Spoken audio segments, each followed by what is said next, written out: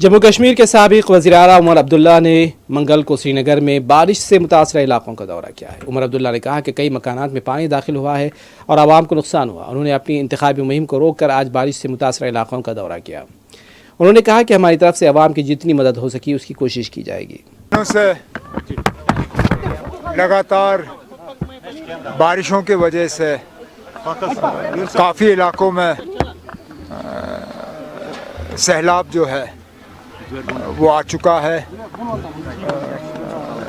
बांध जो हैं उनके ऊपर से पानी आया है और कल से खबरें आ रही थी कि काफ़ी जगहों में मकानों में जो है पानी घुस गया है और लोगों को काफ़ी नुकसान हुआ है।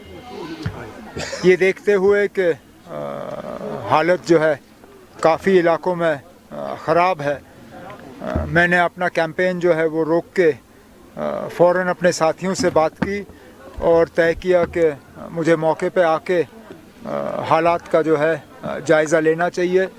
और सुबह से इसी कोशिश में लगा हूँ कि जहाँ जहाँ इस सैलाब से लोगों को नुकसान हुआ है, एक तो खुद हाल देखूं और उसके बाद जहाँ जहाँ लोगों की हम मदद कर सकेंगे इनकी मदद करने की कोशिश करेंगे।